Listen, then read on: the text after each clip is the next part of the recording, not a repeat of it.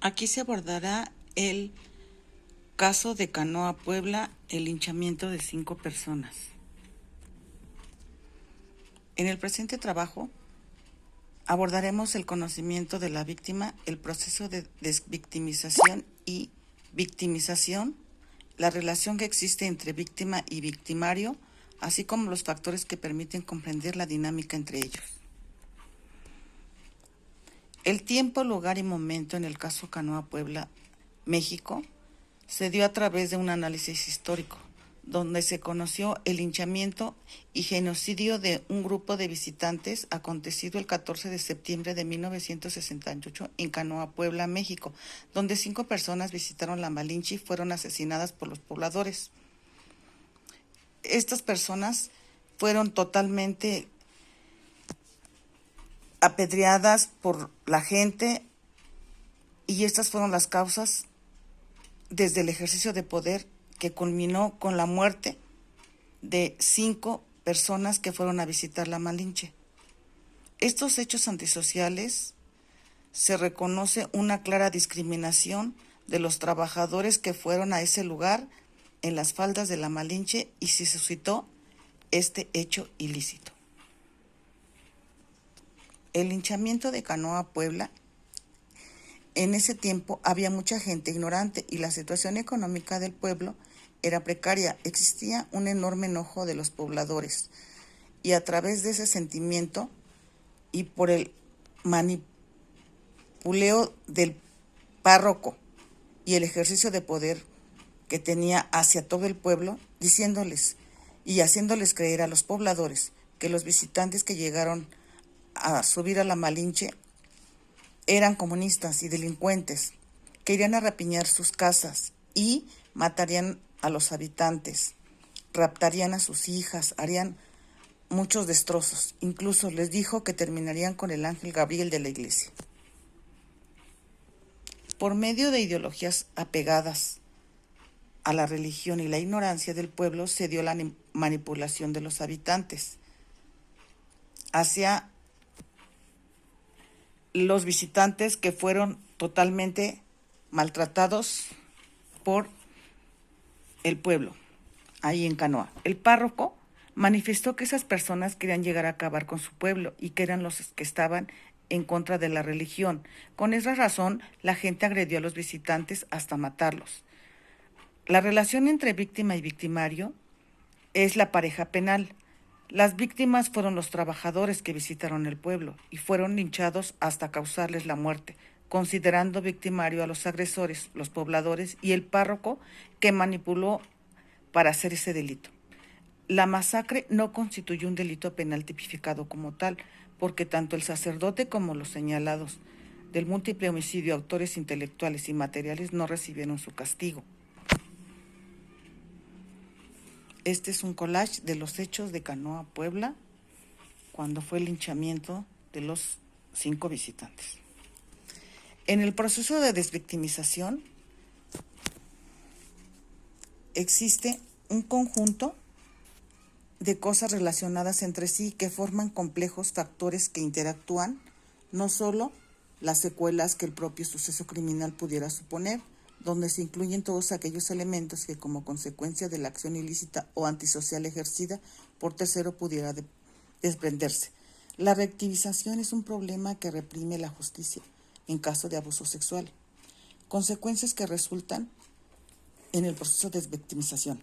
Hay secuelas psicológicas derivadas de la victimización o el impacto traumático que la propia acción delictiva sobre la figura de la víctima, como son trastornos de estrés postraumático, depresión, ansiedad.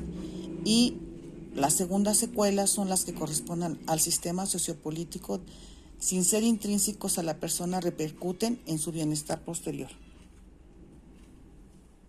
Sobre las consecuencias correspondientes al sistema sociopolítico, destaca la importancia de la rehabilitación de la víctima dentro del propio sistema penal, al cual se le debe dar a la víctima para poder tener una buena rehabilitación. La relación entre víctima y victimario, donde la víctima se define la pareja penal, ambos se consideran como personas físicas en el ámbito jurídico. La calidad de víctima está determinada por la existencia normativa del delito y acreditación del daño en el bien jurídico tutelado. El artículo 22, capítulo 3, dice: autoría y participación. Son responsables del delito quienes lo realicen conjuntamente con otro u otros autores estipulados en el Código Penal para el Distrito Federal. Y el artículo 123 nos dice que al que prive de la vida a otro se le impondrá de 8 años a 20 años de prisión según el libro segundo, parte especial, título 1, delitos contra la vida y la integridad corporal, la dignidad y el acceso a una vida libre de violencia. Por lo tanto, el Código Penal, en su artículo 7, nos dice que el delito es el acto u omisión que sancionan las leyes penales cuando el hecho constituye un delito, como en el caso de Canoa. Por lo tanto, un crimen refiere una conducta antisocial, la que atenta contra el bien común, que oferta los valores reconocidos y aceptados por el conglomerado social, y en el sentido más moderno, que es violatoria de los derechos humanos. Por lo tanto, en el caso de Canoa, se suscitó el crimen de 5 personas asesinadas por los pobladores. El proceso de victimización como punto de encuentro, es la relación entre víctima y victimario, originada por diversas situaciones, como fue la oportunidad. Potencialmente puede convertirse en víctimas cualquier persona en cualquier momento o situación. En el caso de Canoa, fueron los trabajadores que asistieron a acampar a la montaña de la Malinche.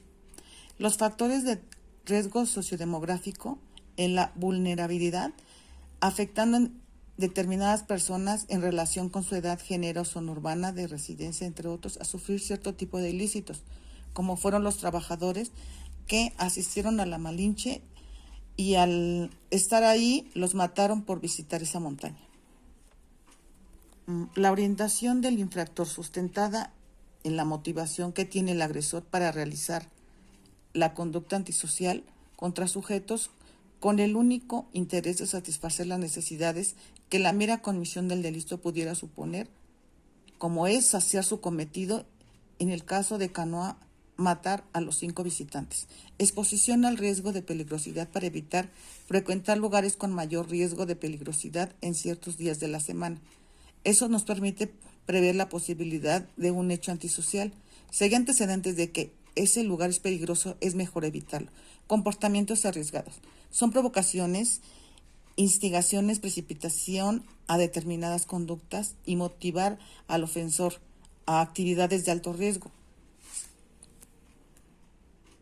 Y como conclusión podemos decir que existen múltiples relaciones intersubjetivas entre el criminal y la víctima, que permiten diversos planteamientos en las regularizaciones jurídicas. Por ejemplo, al hacer uso de 2 variables, el conocimiento entre criminal y víctima y la actitud que uno guarda respecto al otro, para explicar este tipo de fenómeno hay una relación entre víctima y criminal. De acuerdo a esto, solo pueden existir 2 opciones: se conocen o no se conocen. Existiendo esta aplicación, entonces se da el supuesto de que el criminal conoce a la víctima, pero ésta no conoce al criminal y, por último, ha estado cazando a la ofendida.